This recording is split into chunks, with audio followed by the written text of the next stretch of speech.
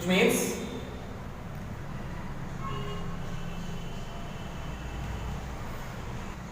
a body can have both potential energy and kinetic energy at the same time.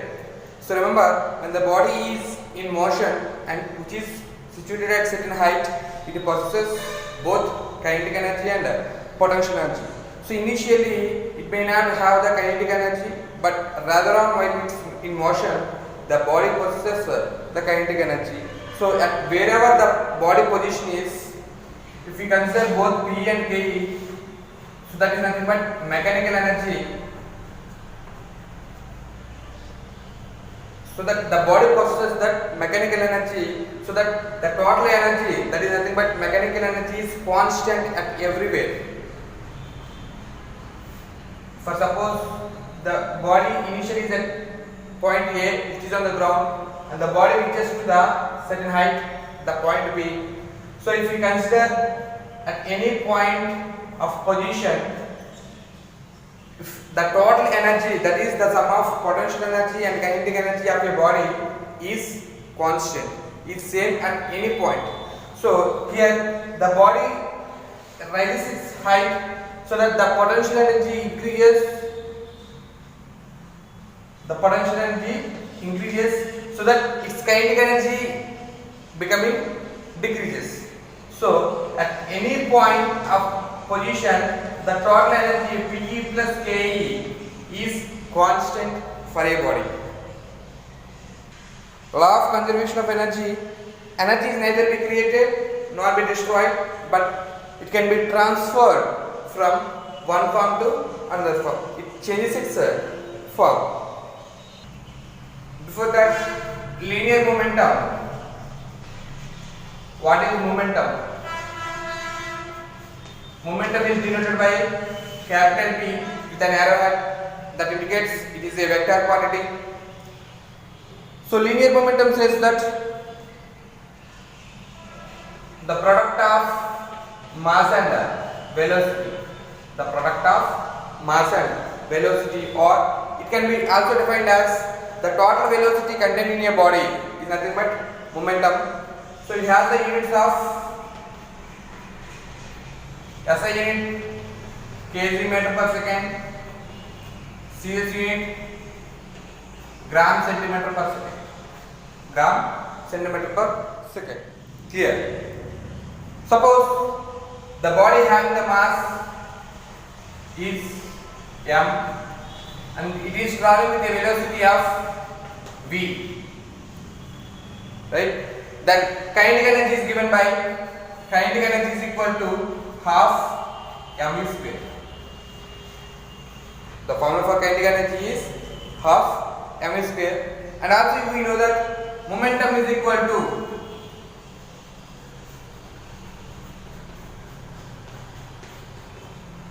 mv.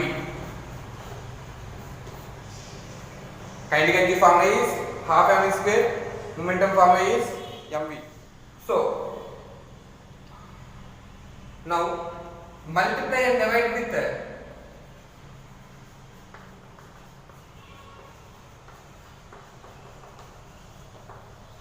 equation 1 with m, so that if we multiply and divide with m, even though this equation should not change, so that means K is equal to half mv square into m by m. So if we get cancelled, both m by m gets cancelled, then the equation becomes K is equal to half mv square. So there should not be any change in this. K is equal to half mv square. So that we multiply and divide it with m by m. So that implies K is equal to half m square v square by m, which means K is equal to, as we know that mv is nothing but momentum, m square v square we can write as half into mv whole square by m. That implies K is equal to half into mv is nothing but momentum, mv whole square. That means momentum square. P square by m. That applies. Finally, kinetic energy is equal to P square by 2m. So that is the relation between kinetic energy and momentum. Finally, we got the relation kinetic energy is equal to P square by 2m. So by this equation, we got two statements. Statement 1. When two bodies, for example, if we are comparing the two bodies, okay, when two bodies have same kinetic energy, when two bodies have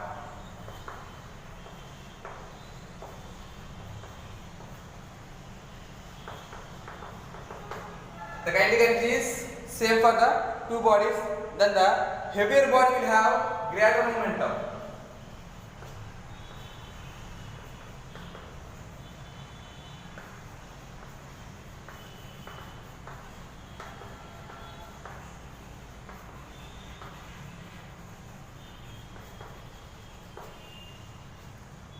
That means kinetic energy is equal to P square by 2m.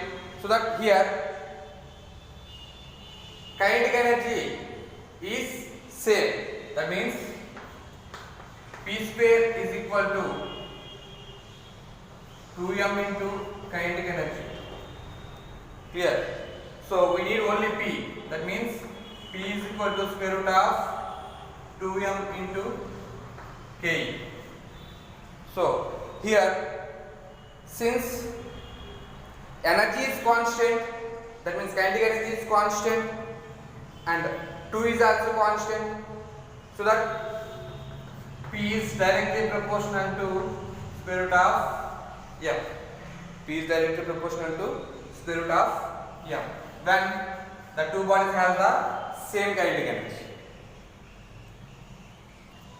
Second point states that when two bodies have same momentum, in previous case that is same kinetic energy, but here it is same momentum, that the lighter body will have greater kinetic energy. Then the lighter body will have greater kinetic energy.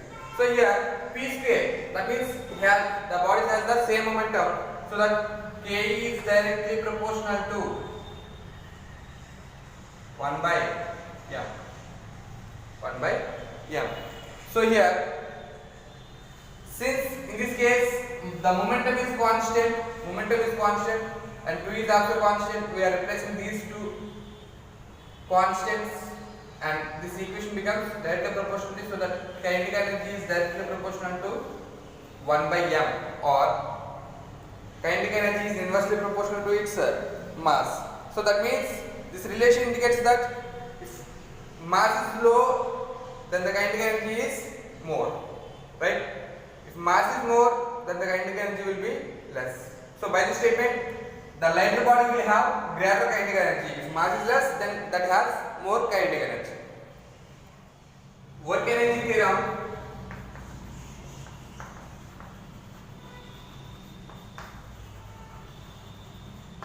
states that whenever the work is done by applying a force on your body, that work is equal to, right, changing in its kinetic energy. So work is equal to changing in its kinetic energy. That means final kinetic energy minus initial kinetic energy, right? Final kinetic energy minus initial kinetic energy. This is nothing but work energy theorem. Work is equal to final kinetic energy minus initial kinetic energy. Let's go now prove this. So let F is the force acting on your body. So F is equal to formula ma, and also we have the formula for acceleration. A is equal to change in velocity by time, and average velocity is formula, average velocity v plus u by 2 is equal to displacement into time taken. We need displacement. Displacement is equal to, displacement by time taken, right? Displacement is equal to average velocity into time taken. These are the formulas we are going to need. Clear? Now work done. Formula for work done is force into displacement. W is equal to, by the equation 1, F is equal to ma into s. Then W is equal to, work done is equal to m into, by the equation 2 we have the formula m v minus u by t into s. So W is equal to m into v minus u by t into, by equation 3 we have the formula for displacement v plus u by 2 into t, right? Since this is in denominator and it is in numerator, both will get cancelled. That implies work is equal to m into v minus u into v plus u by 2.